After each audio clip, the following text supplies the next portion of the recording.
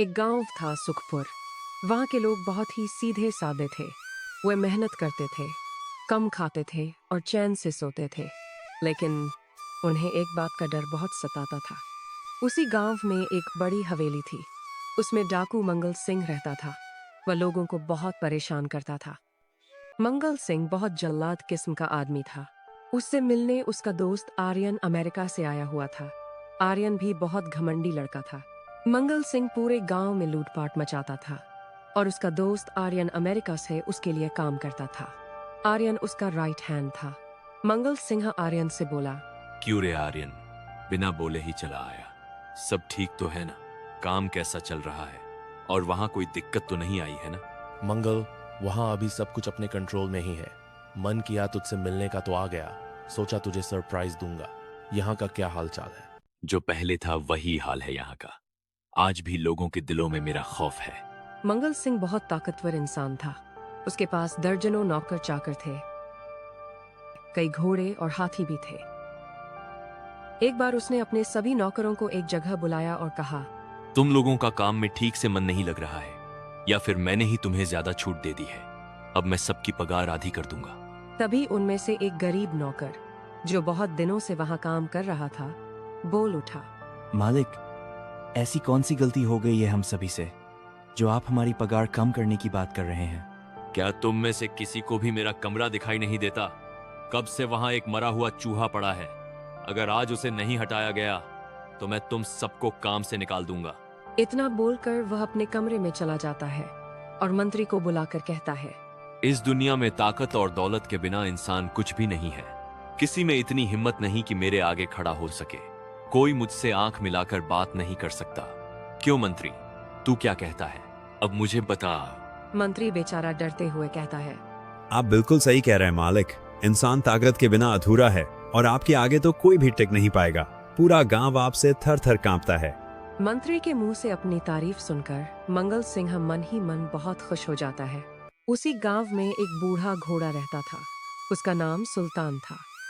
सुल्तान के शरीर पर अब भी जवानों जैसी चमक थी और उसकी आंखों में ऐसा अनुभव झलकता था जैसे उसने जिंदगी को बहुत करीब से देखा हो। घोड़े के मालिक का नाम वीर सिंह था।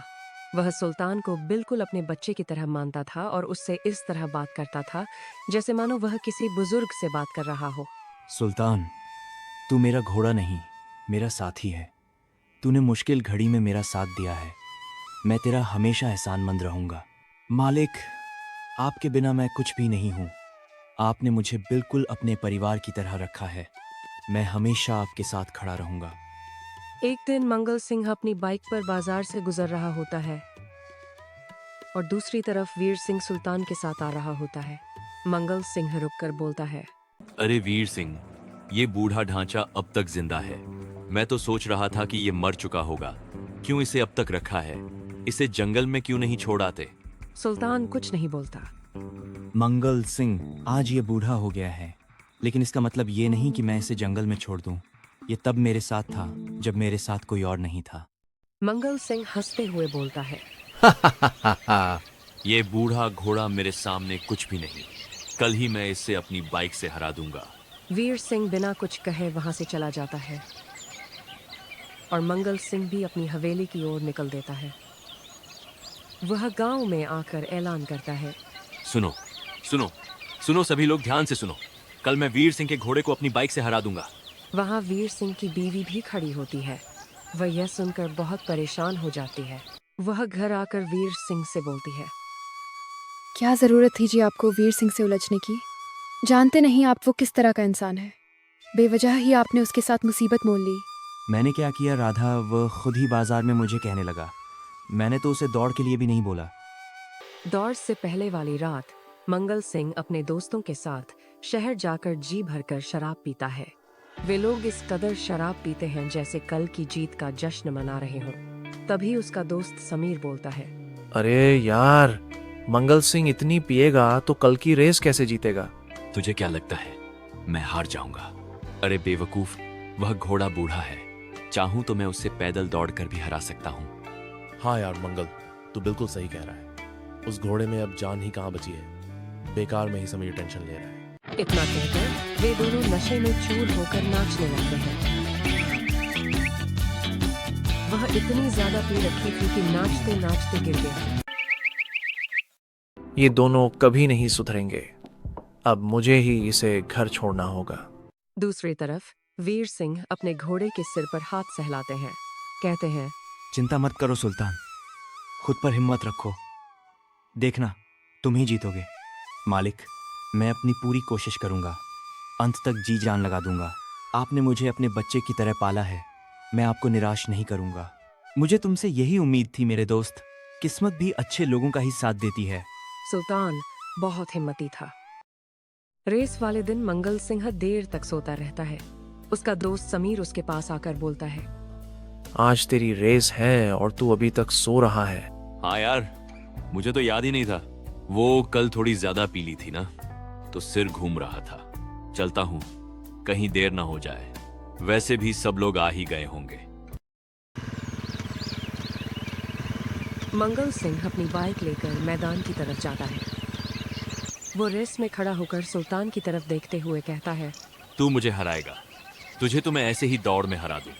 बस तेरी इज्जत रखने के लिए मैं बाइक से रेस कर रहा हूँ। अरे मंगलू भाई, क्यों बहस कर रहे हो? दौड़ होने दो, उसके बाद पता चल जाएगा कौन कितना पानी में है। सरपंच सिटी बजाकर झंडा दिखाता है। रेस शुरू हो जाती है।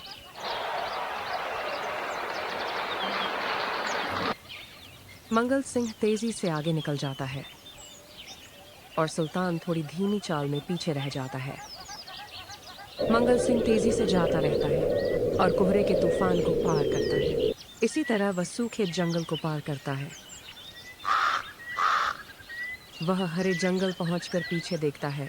सुल्तान का कोई अता पता नहीं होता। मैं थोड़ी देर आराम कर लेता हूँ। वह यह सोचकर आराम करने के लिए बैठ जाता है और कहता है, वो बूढ़ा ढांचा मुझसे रेस लगाने चला था, अब देखता हूँ वो कैसे जीतता है। इतना कहकर वह आराम करने लगता है और अचानक उसकी आंख लग जाती है। दूसरी तरफ सुल्तान अपनी रफ्तार बढ़ाता है और कोहरे से भरे बर्फीले तूफान को पार करता है। वह सूखा जंगल भी पार कर लेता है। वह हरे जंगल पहुंचकर देखता है कि मंगल सिंह सो रहा होता है। वह मन में कहता है, जो खुद को सबसे ऊपर समझता है वही सबसे पहले नीचे गिरता है। वह बिना कुछ कहे वहां से जाने लगता है। तभी सुल्तान के कदमों की आहट की वजह से मंगल सिंह उठ जाता है। अरे ये घोड़ा तो मुझसे आगे निकल रहा है। जल्दी कुछ न कुछ करना होगा, वरना मैं हार जाऊंगा। पहाड़ी रास्ते पर वे दोनों एक साथ हो जाते हैं। असल चुनौती तो आगे थी। आगे रेगिस्तान था। सुल्तान ने अपनी चाल धीमी की और आसानी से आगे निकल गया। सुल्तान धीरे धीरे करके रेगिस्तान पार कर गया और मंगल सिंह की गाड़ी रेत में ही फंस गई। उसने बहुत कोशिश की, लेकिन गाड़ी आगे नहीं बढ़ी। अरे चल, तू भी इस घोड़े की तरह ही बूढ़ा हो गया है क्या? घोड़ा तेजी से हिमालय पर्वत पार करता है। वह जीत के बहुत करीब था और इसी तरह वह फिनिश लाइन को पार करके जीत जाता है। तभी सुल्तान का मालिक वीर सिंह वहां आकर सुल्तान से कहता है, वो मेरे बच्चे, आज तूने मेरा सिर गर्व से ऊंचा कर दिया है। तुमने साबित कर दिया है कि बूढ़ा शरीर से नहीं, दिमाग से होता है। लो भाई, वीर सिंह अपना इनाम। तभी मंगल सिंह वहां सिर झुकाए उदास मन से आकर कहता है, वीर सिंह, मुझे माफ कर दो। मैं समझ गया कि सब कुछ ताकत और दौलत नहीं होता, सबसे बड़ी ताकत अकल होती है। मुझे ये देखकर बहुत खुशी हुई कि तुम्हें अपनी गलती का एहसास हो गया है। जाओ, मैंने तुम्हें माफ कर दिया। आगे से कभी किसी कमजोर का मजाक नहीं उड़ाना। मंगल सिंह का दोस्त आर्यन अमेरिका से कॉल करता है। और भाई मंगल, क्या हाल चाल है? रेस कैसी रही? तू जीत गया ना?